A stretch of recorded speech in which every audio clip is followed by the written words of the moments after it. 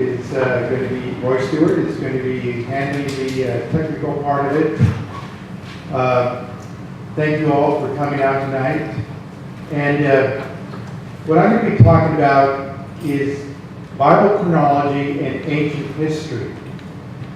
And this is an area where I think we need to have an understanding of, because skeptics, atheists, use this particular area of the Bible to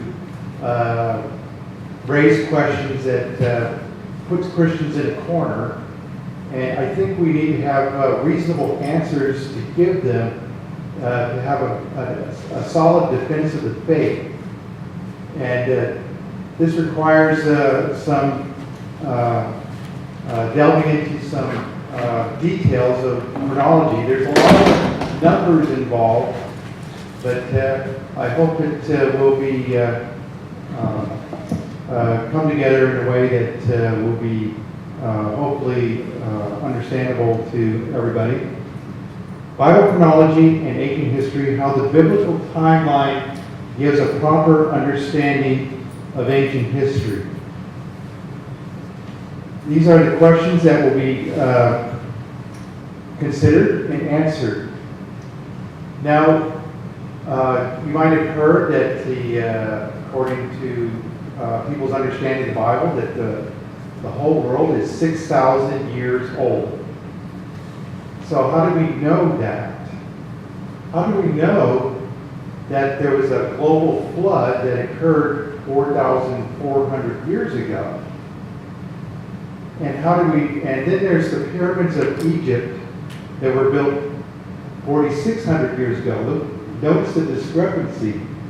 The flood 4,400 years ago, the pyramids built in Egypt 4,600 years ago. How did these pyramids survive the Genesis flood? And then finally, what was the first civilization according to the chronological studies of Isaac Newton? Was it Egypt? Was it Samaria? Or is there something else that we're going to see?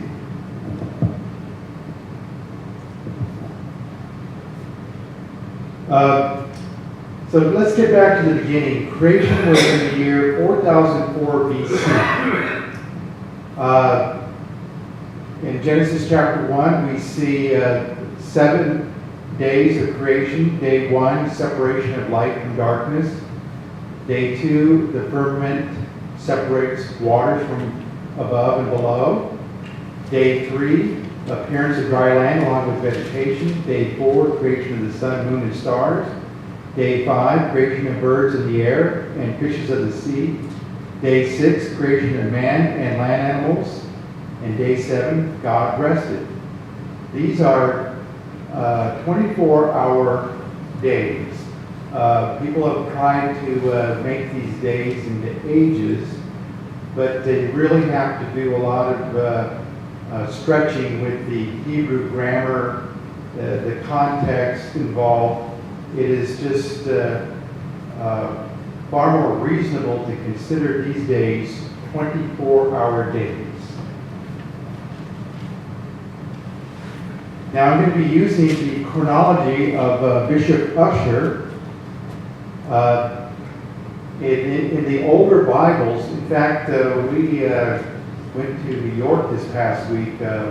We were given the family Bible. And it was the first, somebody had written, one of the Robin's relatives has written in the Bible a marriage March 4th, 1865. So that goes a long ways back. No, March 9th, 1865. But in the family Bible, they have at the top of each page the dates when different events occurred, like when David became king, or when Nebuchadnezzar took Babylon. And these dates are from the chronology of Bishop Ussher. Bishop Ussher lived from 1581 to 1656. He was the Archbishop of the Church of Ireland. He was a great scholar. He wrote a book called the Annals of the World, which provides a chronology of the world, beginning from creation to the fall of Jerusalem to the Romans in 70 A.D. He calculated the creation of the world to be 4004 B.C. Well, how did he get that year? Well, let's check it out.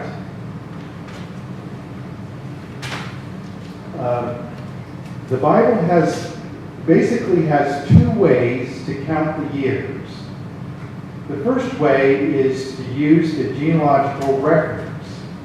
And I give you an example there. Adam lived 130 years and begat a son in his own likeness after his image and called his name Seth. And Seth lived 105 years and begat Enos, and Enos lived 90 years and begat Canaan. So if you take the 130 years that Adam lived when he gave birth to Seth, and 105 years that Seth lived when he had the son Enos, and the 90 years when Enos lived when he had his son Canaan, you add those years up and you can have a count of the years starting from year one, the first year of creation, all the way through that. And so this is in Genesis chapter 5 and Genesis chapter 11. So from Adam to Noah's flood is exactly 1,656 years. So the genealogical records are one way to count the years. Another way to count the years is the king list of Israel and Judah. And I have an example here. Rehoboam, he was the king right after King Solomon. And Rehoboam was king for 17 years. He was followed by Abijam, who was king for 3 years. And then there's Issac, who was king for 41 years.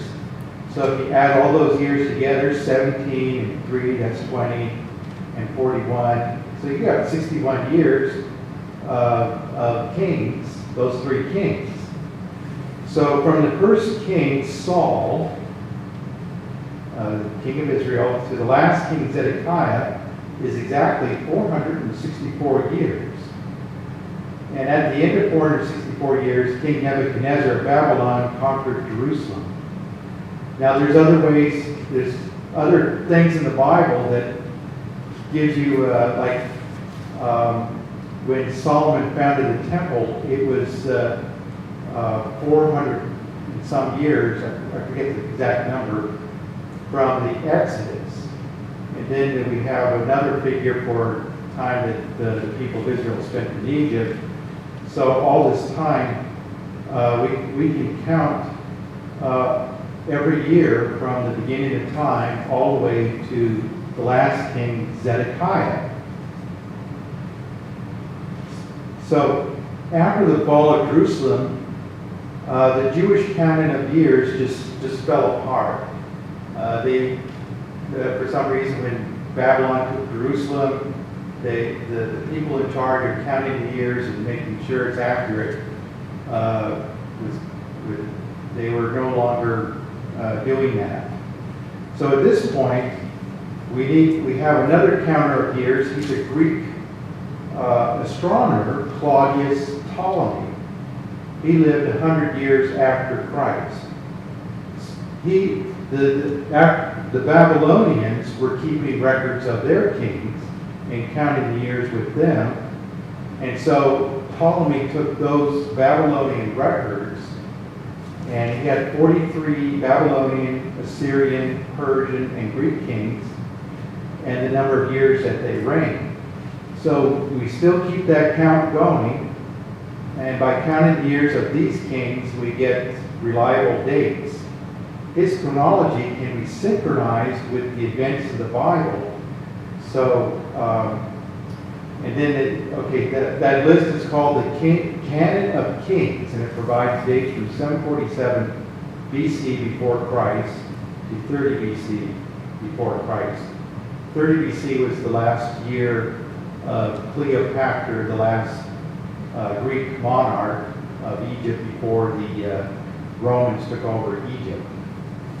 So we see how there's a count of years all the way from the beginning of time all the way up to the Cleopatra's time, and then from there we pick it up with the Roman emperors and their count of years, and then it all interlocks with other ways of counting the years. People were just trying to keep track of all these years in different ways, but these three ways are the most consistent ways, and but they are backed up by other people doing the same thing with other methods of counting years. So let me give you the timeline.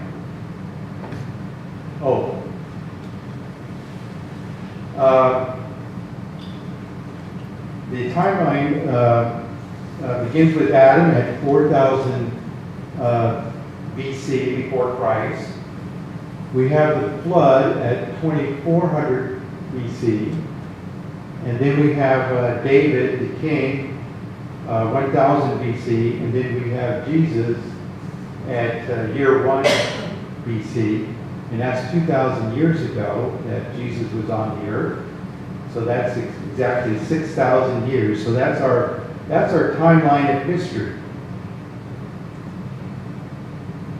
Now let's talk about the Egyptian pyramids and biblical chronology. There are over 100 Egyptian pyramids. The pyramids of Cheops at Giza is the largest one. It is one of the 7 wonders of the world. The earliest pyramid of Djoser was started 2630 BC and finished in 2611 BC. So these dates show that the pyramids precede the flood by 200 years. So how do we work with that?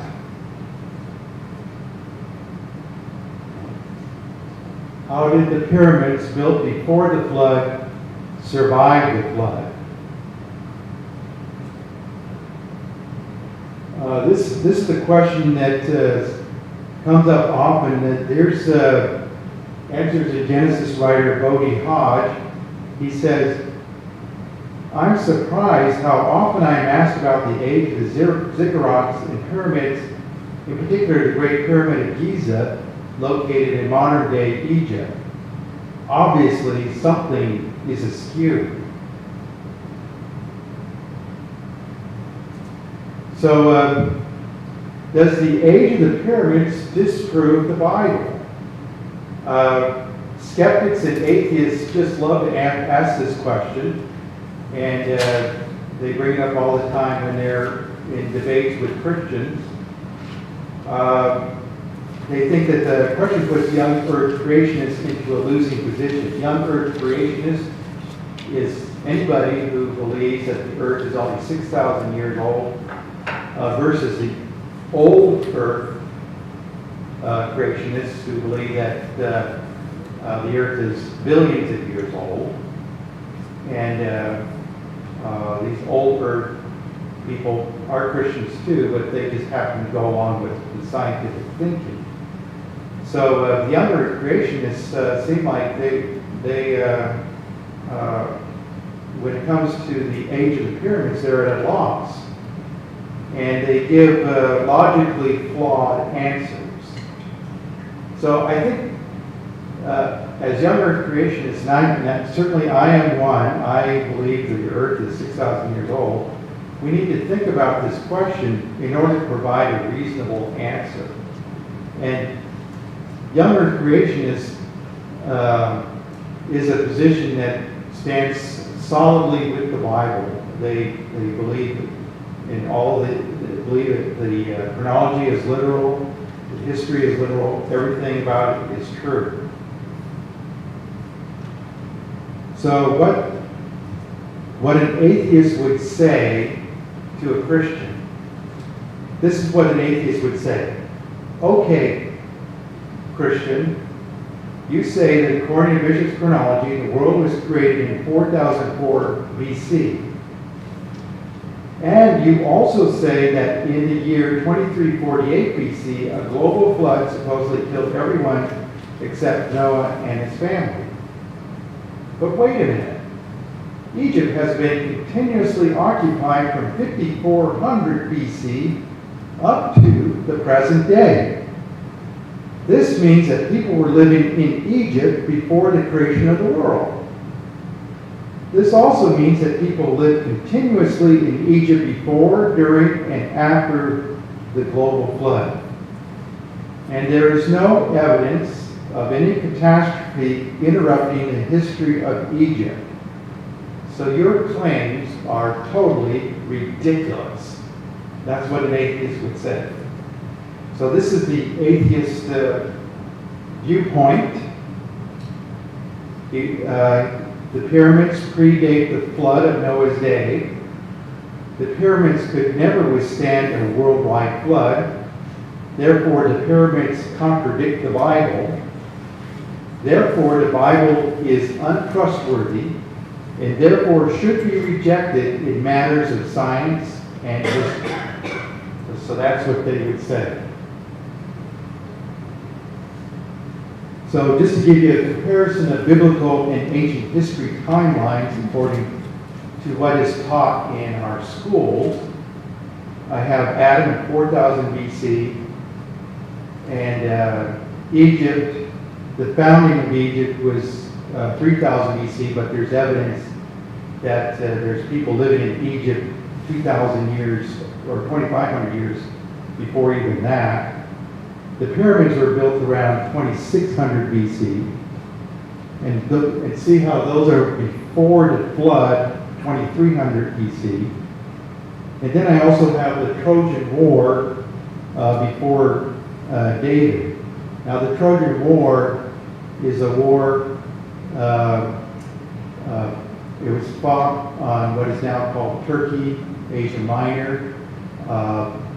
The Greeks from mainland Greece got on these ships and went to the city Troy, besieged it, and took it. And you may have heard the story of the Trojan horse and all those things. People who looked at the Greek records seem to indicate that the Trojan War was before David. But this may not seem important at this point in my talk, but later on the Trojan War will be significant as I bring it into my discussion on how to resolve this conflict about the pyramids. So here's Henry Morris, and this is his way of solving the problem by making, he say, okay, let's make adjustments to the biblical timeline. You may know Henry Morris. He's the founder of the Institute of Creation Research. He died about 10 years ago, but a very godly man, loved the Bible, and it did much in the exposing the flaws of evolution. So he tried to solve the problem by looking for gaps in the biblical genealogies.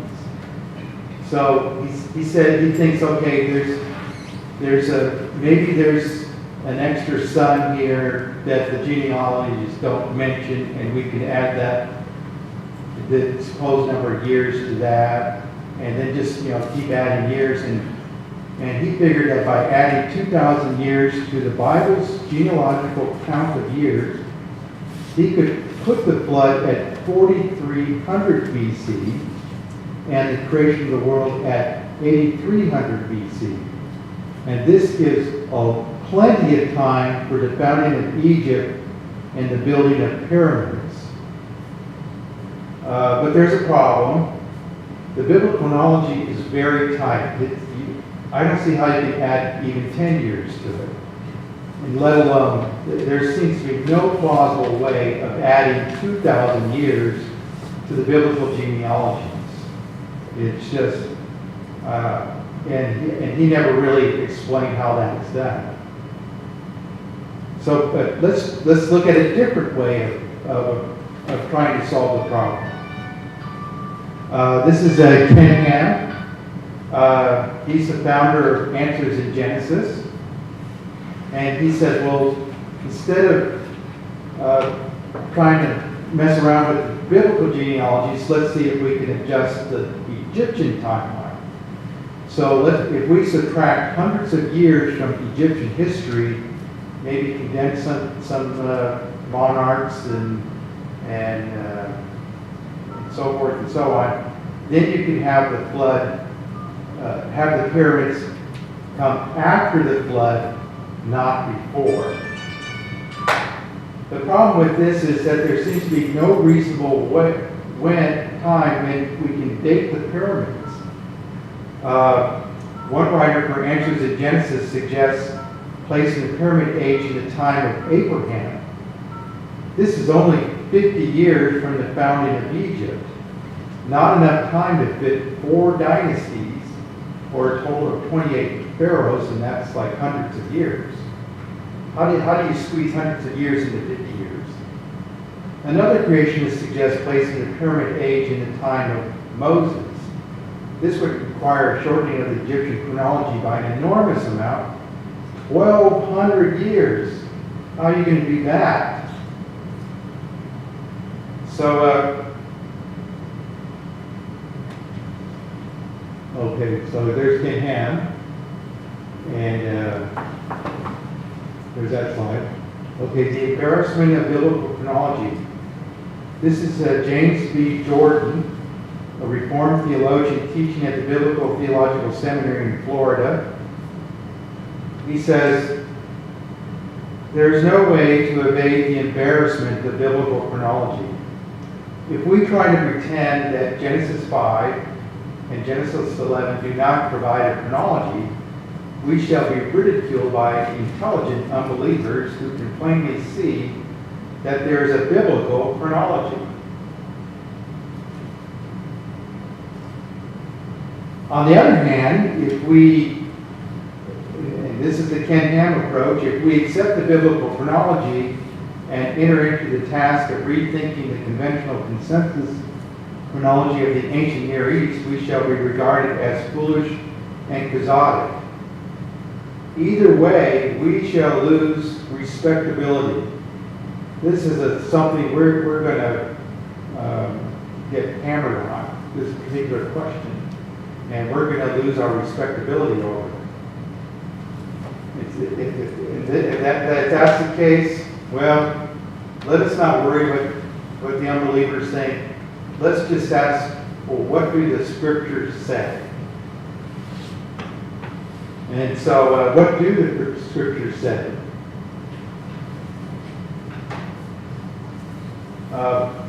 Isaac Newton, you may be really familiar with him. He lived from 1642 to 1726. He's widely regarded as the most influential scientist of all time. He said the Bible is the ultimate source of truth. And he did a lot of work with chronologies. And he synchronized the histories of the Greeks and Romans with the Bible. And he wrote a book called Chronology of Ancient Kingdoms Amended, published posthumously in 1728. He said, "We account the scriptures of God to be the most sublime philosophy. I find more sure the marks of authenticity in the Bible than in any profane," which means secular, that's an old way of saying secular, history whatsoever. So Isaac Newton gives us a solution that I think we need to take seriously. And during his time, when he presented it, they just thought he was crazy. But the more I think about it, and other people have been thinking about it, this man has something that I think is going to solve the problem that I had posed to you earlier about the pyramids. Isaac Newton's solution: dump the entire Egyptian timeline as utterly worthless. Just throw the whole thing out. Okay, so what do we know about the Egyptian timeline? Not very much. The Egyptians apparently did not write any histories of their kingdom, of the Egyptian civilization. The only history of Egypt that we have was prompted by the Greek monarchs who were ruling in Egypt and say, hey, we got to have a history of Egypt, and you guys don't have anything. How are we going to understand Egypt without a history? So the Greek monarch recruited an Egyptian priest named Manetho, and so he went through the records that he had, and apparently the records of Egypt weren't kept very well. They were confused and out of order, and you don't know which king came first and which king came last, and it's just really crazy. And furthermore, important as his work is, as being the only history of Egypt, it has not survived at all. The only way we have it is through garbled abridgments found in other writers. So we don't even have the whole work, we just have bits and pieces of it. But in that bits and pieces, Newton could not find in Manetho's Chronology any mention of pharaohs in the Bible, such as Ramses of Exodus, Pharaoh Shishak, or Pharaoh Necho. These three pharaohs mentioned in the Bible. So, and that reason enough for him to throw the whole thing out. And Newton's negative assessment of Manetho's chronology has been borne out by recent discoveries of inscriptions on Egyptian monuments that many times prove Manetho wrong. So, I'm not going into details for that. That's pretty detailed information that I'm not going to go into, but we're going to move on ahead. So here are some of Isaac Newton's conclusions if we throw out the Egyptian timeline. Conclusion number one, history begins with Noah's family leaving the ark. The repopulation of the earth after the flood had its starting point in the mountains of Ararat of Turkey and Armenia. That's where the Noah's Ark landed, in Mount Ararat. Noah divided the whole earth among three sons.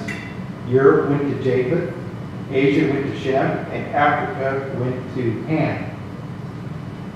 Originally, they all spoke the same language, or one common language.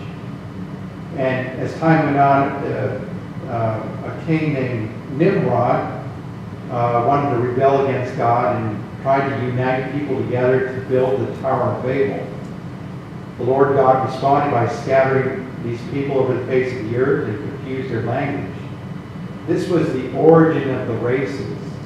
And scientific research into DNA shows that that the races first came around about this particular time. Of course, they make it about 1,000 years earlier. I don't know why, but it's interesting that it's within that same time frame that the white race, the black race, and the Asian race all came about. The Tower of Babel was about 100 years after the flood, or 2242 BC. The founding of Egypt was about 50 years later, in 2188 BC. So both of these events, the founding of Egypt is after the flood. Isaac Newton's conclusion number two, the first civilization was not Egypt, it was Israel. Egypt at the time of Abraham was not a united nation. Egypt at the time of Abraham was not a united nation, but rather it was a collection of scattered kingdoms along the Nile River, with the Pharaoh the most celebrated. Civilization did not reach Egypt and the other nations until after the time of King Solomon. Civilization came to Israel first. The people of Israel were the originators of writing, laws, horticulture, architecture, astronomy, ship navigation, and Psalms talks about paths of the sea, which remained unknown until about 150 years ago. Mining, music, poetry, philosophy, sculpture, and other civilized arts. The diffusion route to civilization ran from Israel to the nations of Egypt, Assyria, and Phoenicia, which kind of was adjacent to the nation of Israel. The Greeks received their civilization from Egypt and Phoenicia.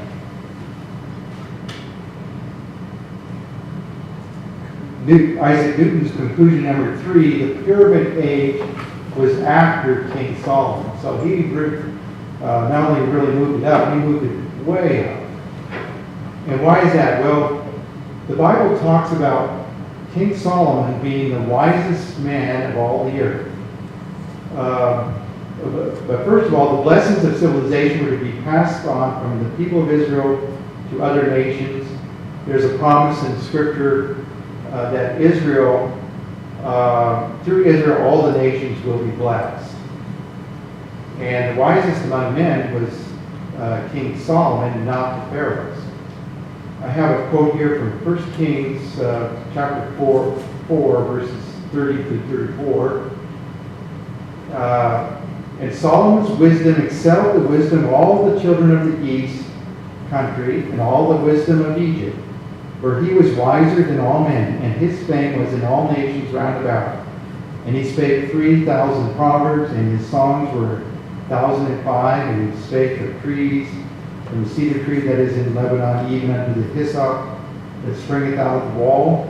He spake also of the beasts, and the fowl of birds, and of creeping things, and of fishes. And there came of all people to hear the wisdom of Solomon from all kings of the earth, which had heard of his wisdom. And of course, we hear about King Solomon's mines in the Bible, so mining originated with King Solomon. So the Bible's claim that Solomon was the wisest of men would lack persuasiveness if early Egyptian pharaohs were as brilliant as modern scholars say they are. So it seems like an empty boast of the Bible if the pharaohs had preceded King Solomon and had built these wonderful pyramids, these wonders of the world. It's Isaac Newton says if King Solomon is the wisest of men, then obviously the pyramid building pharaohs would have to be after King Solomon. Newton said Egyptian civilization did not get off the ground until after the time of King Solomon. Pharaoh Shishak gave refuge to Jeroboam at the time of King Solomon. And according to 1 Chronicles 12, he raised an army and attacked Jerusalem and carried off the treasures of the temple and the treasures of the royal palace. He took everything, including the gold shield Solomon had made. I think, this is my personal opinion, this is the beginning point of Egyptian civilization.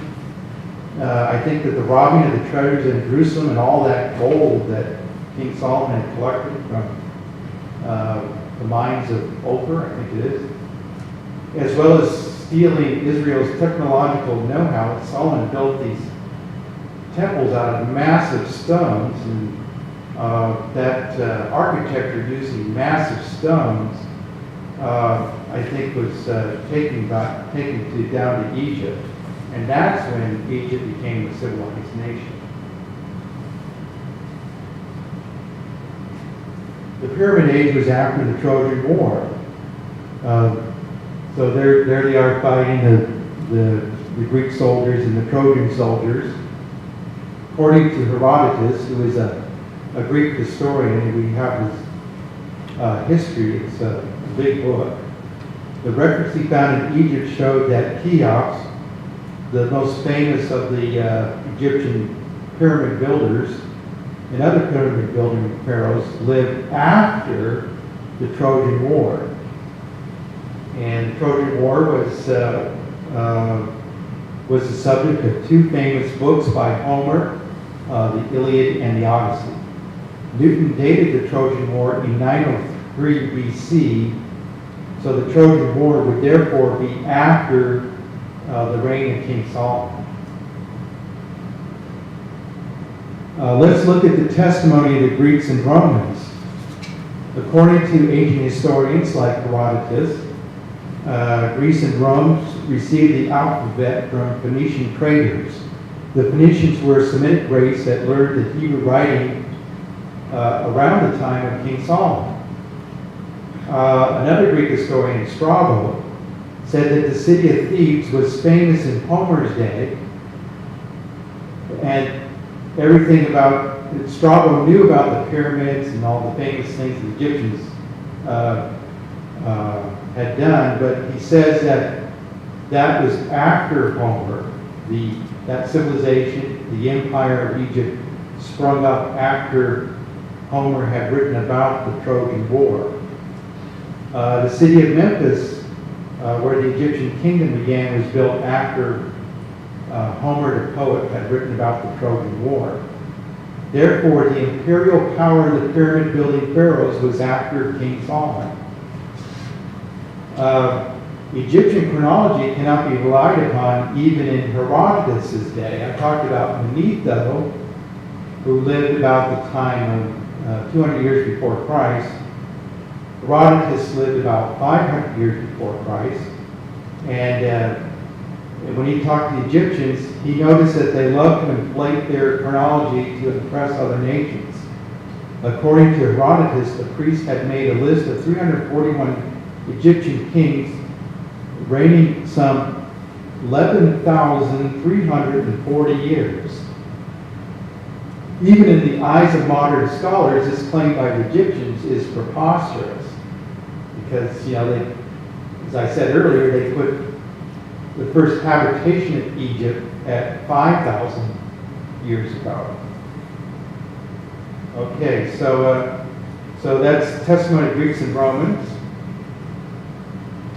As the first civilized nation, according to Isaac Newton, Israel was on the path to become the first empire.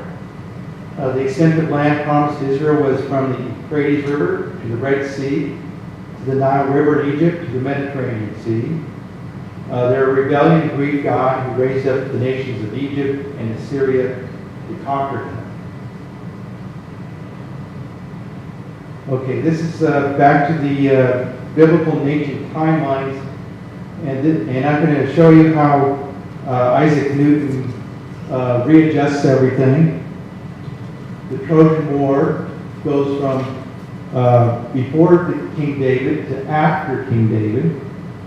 The pyramids go all the way over to after the Trojan War, based on what the Greek historians were saying. And the founding of Egypt was after the flood.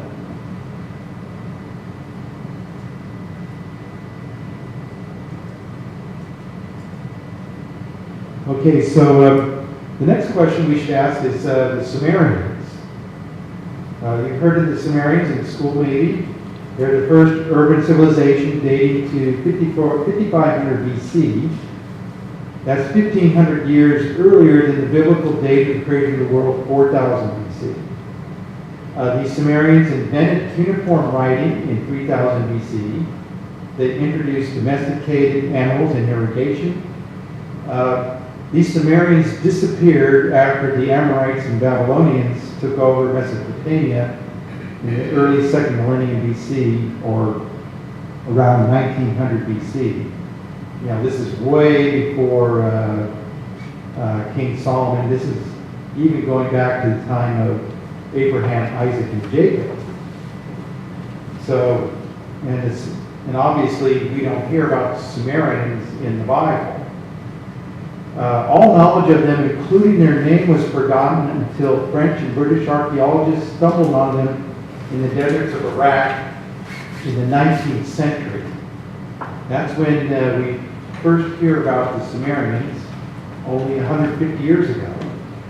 So is this proof that the biblical timeline is wrong?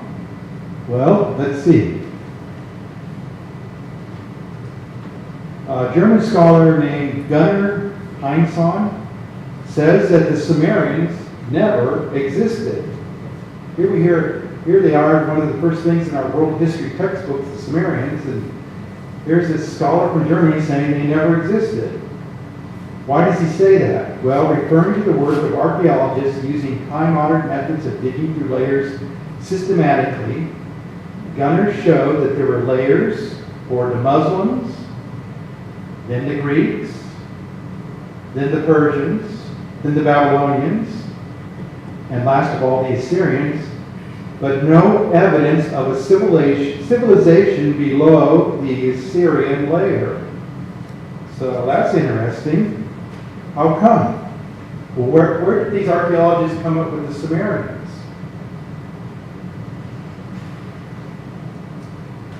According to Heinsohn, the Sumerians were really the Chaldeans mentioned in the Bible and by Greek historians. So we see the Chaldeans mentioned by the prophet Daniel. We see the Chaldeans mentioned by Herodotus and other historians. So they have an important place in the writings of ancient history and in the Bible. But the Chaldean artifacts found by archaeologists in the 19th century were in the same layers as the Babylonian and Assyrian mentioned in the previous slide. So the Chaldeans were kind of living alongside the Babylonian people and the Assyrian people.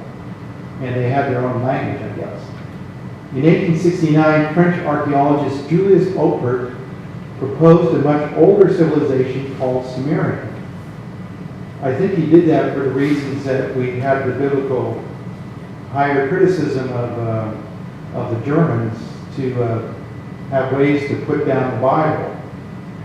So after Julius Oppert had proposed that, museum artifacts such as pottery and tablets originally labeled Chaldean were renamed Sumerian. And not only were they renamed Sumerian, they were given older dates. Much, much older dates, like 1,000 years older. The Chaldean king list, which was known to Isaac Newton, was renamed the Sumerian king list. So what was the consequence of inventing the Sumerians? The consequence was that the archaeological evidence of Chaldeans consequently disappeared altogether. And evidence of an earlier civilization no one has ever heard of, not even any of the Greek historians or Roman historians, no one in the ancient past has ever heard of. And suddenly now we have the Sumerians. Now, modern scholars use the lack of evidence for the Chaldeans as proof that the Bible and ancient historians like Herodotus do not give true history, but they're just passing along legends. Finally, the Chaldean, Babylonian, and Assyrian languages were submitted. That means they were of the descendants of Shem, one of the sons of Noah, and Abraham was one of the descendants of Shem. So the cuneiform writing was submitted, but by inventing a civilization 2,000 years before Abraham, using that same writing, it deprived Abraham's descendants of the honor of inventing writing.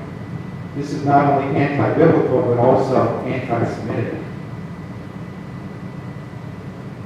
So the importance of the flood in understanding ancient history.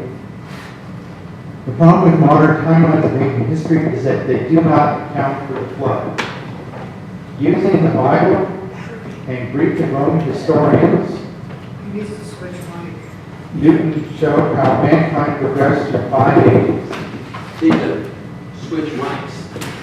Okay.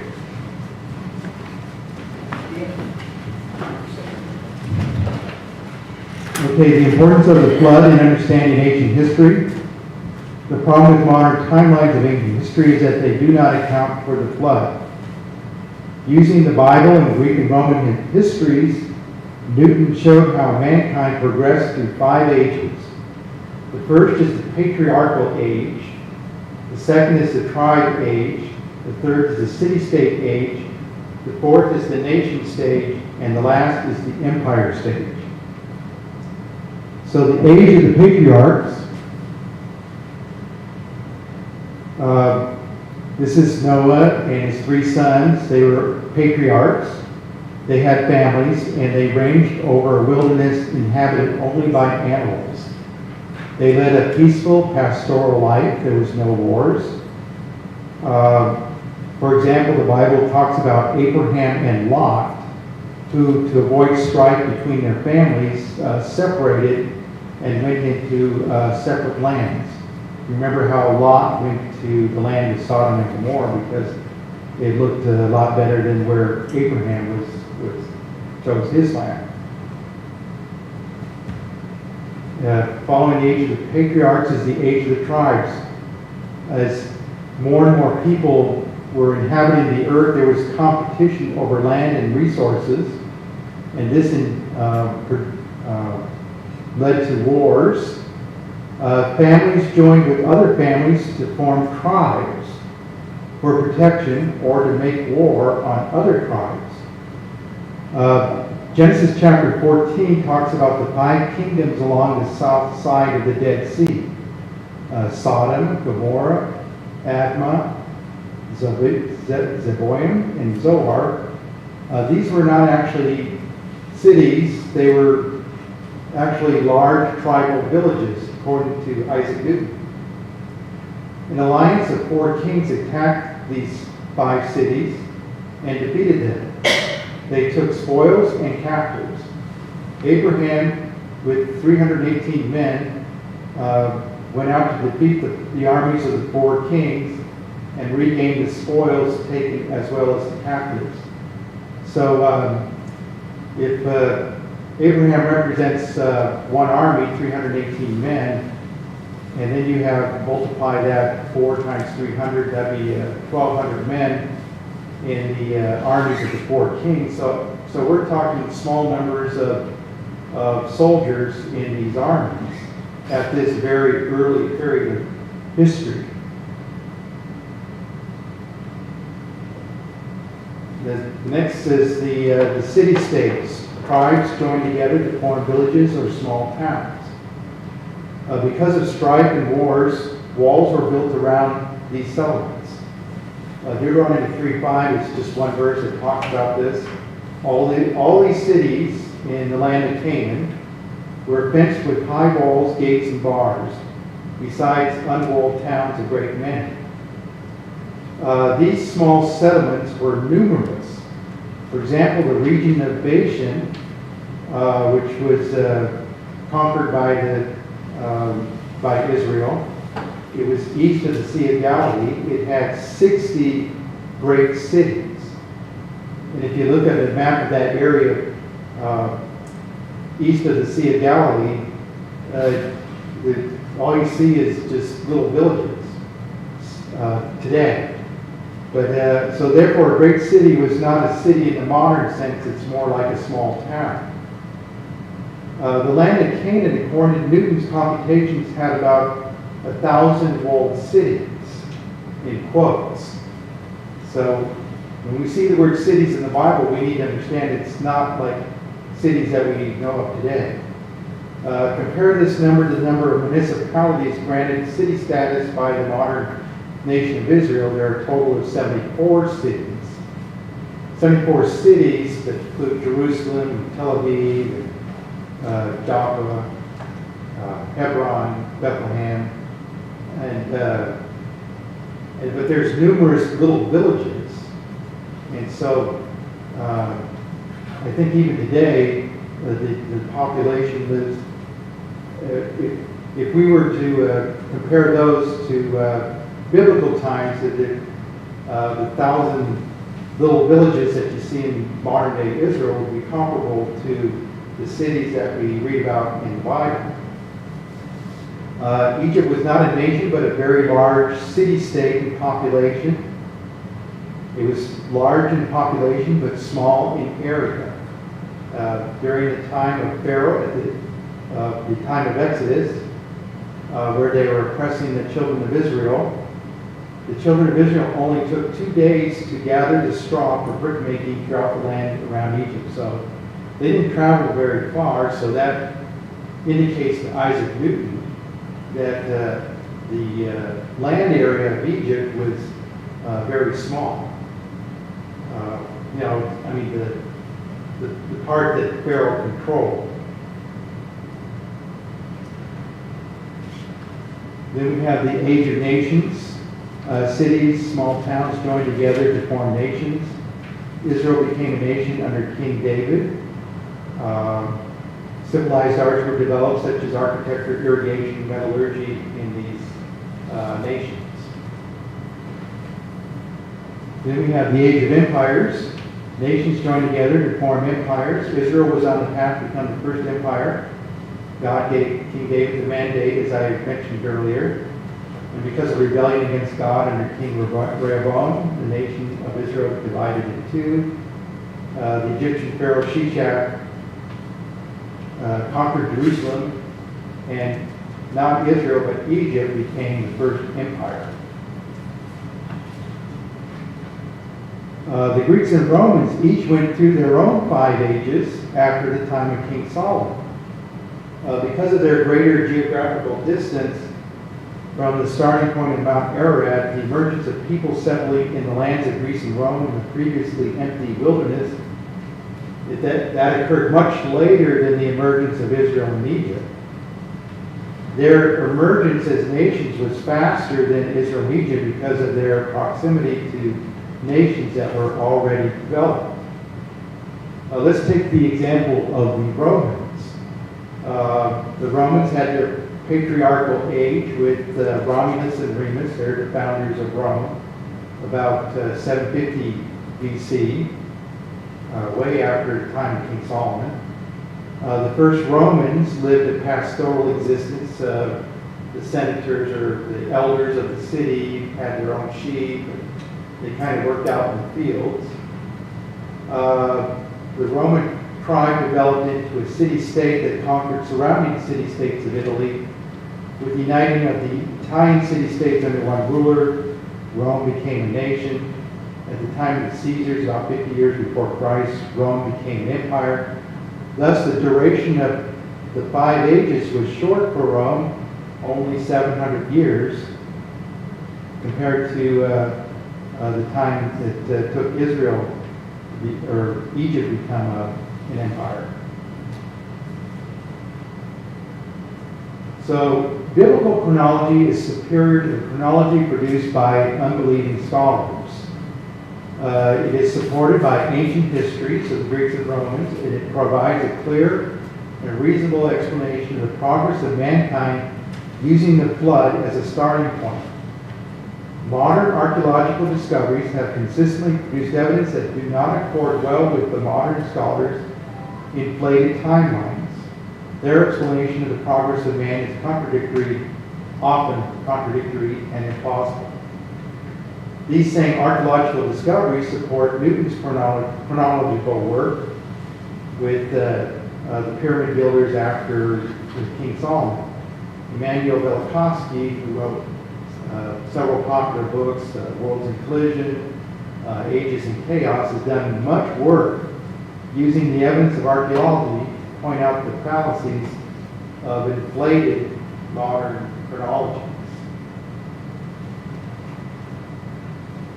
Okay, so to have a better understanding of not only ancient history of all of God's creation, let us therefore follow the example of Newton. Newton said, "I have a fundamental belief in the Bible as the Word of God, written by those who were inspired. I study the Bible daily." So that's what I'd like to close with, and thank you for your attention. Thank you.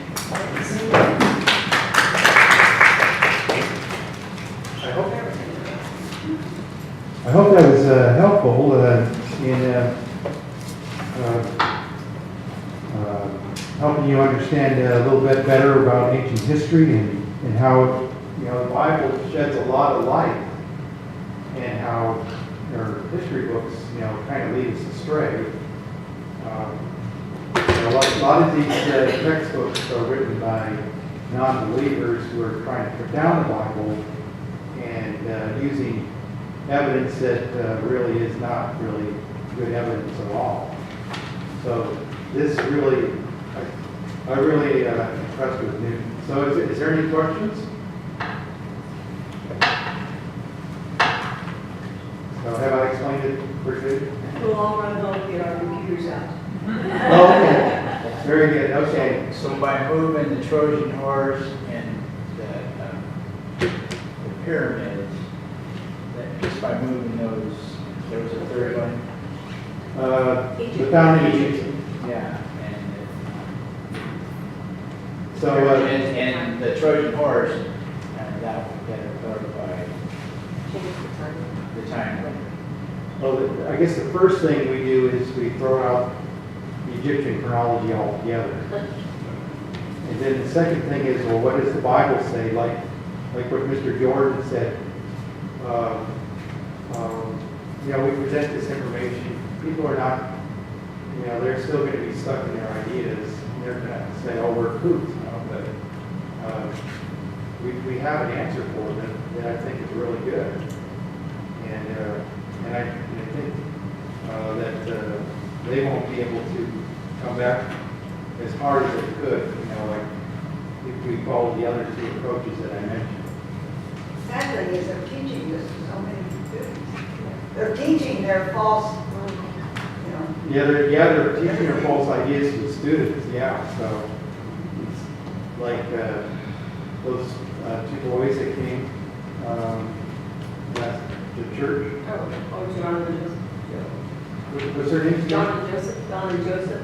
Oh, John and Joseph, is that their names? Yeah, the older one, Joseph, I guess in Sunday school they were talking about chronology, and he says, well, that doesn't, I don't know how that works, because we taught that the civilizations are older than what the Bible is saying. It's So kinda like I'm saying- glad that he's questioning that. Like with the dinosaurs, right, they say it's millions and millions of years. Yeah, How did they come up exactly. with that? Yeah, How did they come up with millions of years? how do they come up with millions Yeah. of years? I mean, how did they come up with these numbers? Maybe- That's a good question. That's a very good question. I think it has something to do with the funding. Well, you cleared it up really when one of your talks was wonderful. Yeah, about the- The yeah. art pits, the red art. Oh, yeah, the Yeah. tar pits. Yeah. Yeah, if you look at the tar pit talk, that goes into it quite a You're bit. right, I think you're right with me. The modern chronologies say the creation of the universe was 13.8 billion years ago. And the creation of the earth was 4.5 billion years ago. And then you have light, and then you have evolution through time with man at 200,000 years ago. And the first anatomically modern man, like what we are, was 200,000 years ago. What were they doing for hundreds of thousands of years? Well, you know, there's a small mountain in South Dakota, and there's a plaque about this big. And we stopped to read it one day, and it says, this mountain has been proved to be 6 billion years old. And people are going to believe that because that's what it said. It's not. Yeah, so a lot of false information. Now the way they have different dating methods. They have use radiation, and they look at how fast certain rocks or minerals deteriorate over time. But we're getting a really tiny picture of how radiation decay, and when they go out in the field and they apply these dating methods, and they get inconsistent results, like if the dinosaur layer is younger than the human layer, then they say, oh well, we got some sort of contamination with our dating, so they have to go back to the laboratory, redate the thing. So oftentimes when they date something and they don't get the results they want, they go back over again Till they do. Till they do. and they'll say, oh, the results were contaminated the first time, and then second time we got it right. So there doesn't seem to be any, but when they say the Big Bang was 13.8 billion years ago, but what they imagine to be the Big Bang, it's hard to understand what, it doesn't seem reasonable because it's like a big explosion, and like a bomb going off, and there's pieces going off in different directions, and they're moving in straight line paths, all these pieces of the bomb. But with the Big Bang, they're not going in straight line paths, they're going in circular things. So how that works is a mystery to them. They constantly use, oh, this is a mystery, or they'll say, we'll find the answer someday, but we don't have it now. So when you go through, I have several books on anomalies of science, and oftentimes that's what they'll say is we don't know, but science will come up with the answer someday. That's why I like the end of this, when it says, just have faith and trust in that. Yeah, The Bible. just be like Isaac Newton, read the Bible, That's it. and you won't go wrong. Thank you. A lot of gravity in that. Yes, yes, very good. Got a lot of gravity. Yeah, thank you very much. Okay, you're welcome.